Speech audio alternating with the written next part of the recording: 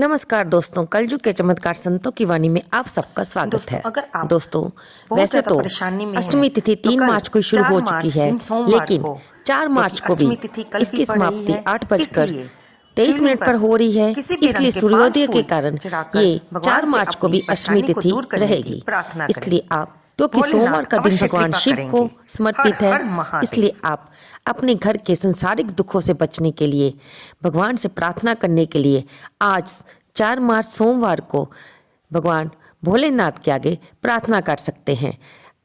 आइए हम इस वीडियो में जानेंगे कि भगवान भोलेनाथ पर यानी कि शिवलिंग पर और माँ गौरा को क्या चढ़ाई। तो स्वागत है आपका अपने ही YouTube चैनल कलयुग के चमत्कार संतों की वाणी में। तो जानते हैं दोस्तों, आज 4 मार्च को किए जाने वाले उपाय। दोस्तों, अगर आपके घर के पास ही शिवालय है तो अपने घर से भगवान शिव की पूजा करने के लिए धूप, दीप, प्रसाद और 3 मुट्ठी चावल एक लिफाफे में डाल लें और माँ गौरा के लिए श्रृंगार का सामान हल्दी, सिंदूर ले लें और दीपक जलाने के लिए चाहे तिल के तेल का आप जलाना चाहें या घी का जलाना चाहें सामग्री ले लें। अब शिवलिंग पर आप 3 मुट्ठी चावल जो लाई हैं उनमें से 1 मुट्ठी भर लें चावल की और शिवलिंग पर ओम नमः शिवाय का जाप करते हुए और भगवान से अपनी मनोकामना कहते हुए चढ़ाते जाएं। फिर दूसरे मुट्ठी चावल लें, उसको भी इसी प्रकार शिवलिंग पर चढ़ा दें। फिर तीसरी मुट्ठी चावल लें, उसे भी चढ़ा दें। इसके साथ ही शिवलिंग पर कच्चा दूध और जल से अभिषेक अवश्य करें। फिर घी का या तिल का दीपक जगा लें और भगवान के सामने रखें। अब माँ गौरा की भी साथ में पूजा करें।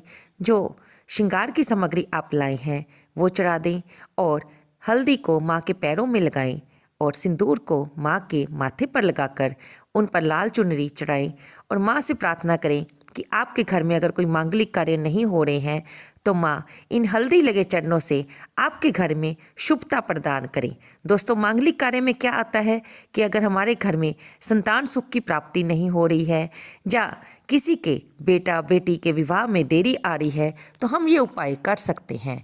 अष्टमी के दिन माँ गौरा की पूजा करने के साथ साथ भगवान भोलेनाथ की पूजा करने का फल भी मिलता है और मनोवांछित फल मिलते हैं।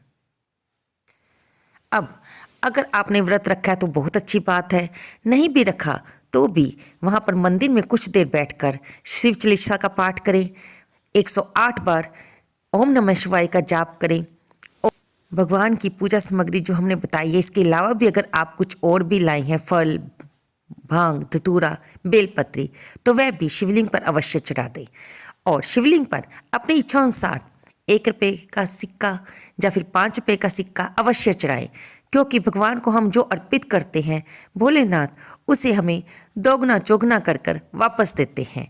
और जब आप अपनी मनोकामना या अपने मन की परेशानी को भगवान और माँ गौरा के सामने कल अष्टमी के दिन 4 मार्च को बताएंगे और उन पर ये चीज़ें अर्पित करेंगे तो वे अवश्य ही आपके मनोकामना को पूरा करेंगे और आपके सभी दुखों को हर लेंगे। दोस्तों, कुछ लोगों के घर के पास नज़दीक मंदिर नहीं होता और क्योंकि आजकल सभी जॉब पर जाने वाले लोग हैं और माताएं बहनें भी जॉब पर जाती हैं, क्योंकि ये महंगाई का दौर चल रहा है, केवल एक व्यक्ति के कमाने से घर नहीं चल पा रहा, इसलिए माताएं बहनों को भी बाहर निकलकर कमाना पड़ रहा है। नौकरी या बिजनेस में वे अपने पैर जमा रही हैं, इसलिए बहुत ही कम चांस होता है कि लोगों के पास इतना समय हो कि वे सुबह मंदिर जाकर प्रार्थना कर पाएं।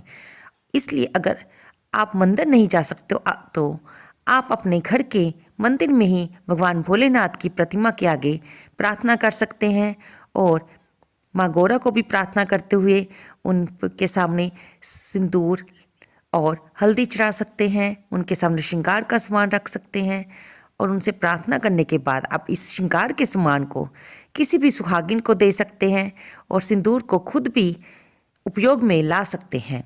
अगर आप चाहें तो घर पर ही मिट्टी का शिवलिंग बनाकर उस पर भी चीज़ें जैसे कि चावल अर्पित कर सकते हैं, उस पर भी जल अभिषेक कर सकते हैं। और अगर आपके पास मिट्टी भी उपलब्ध नहीं है तो आप एक गिलास में बर्फ़ जमा कर उसका भी शिवलिंग बनाकर उसकी की भी पूजा कर सकते हैं।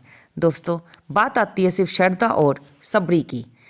अगर आपका विश्वास है तो किया गया छोटा सा उपाय भी आपको फल अवश्य देगा। हमारी भगवान भोलेनाथ से यही प्रार्थना है कि वे अपने भक्तों की सभी मनोकामनाओं को पूरा करें और माँ गौरा भी आप सबके घर में शुभता प्रदान करें। तो दोस्तों, ये वीडियो आपको कैसी लगी कृपया से लाइक करें, शेयर करें और कमेंट बॉक्स में जय भोलेनाथ माँ गौरा लिखना बिल्कुल ना भूलें। धन्यवाद दोस्तों।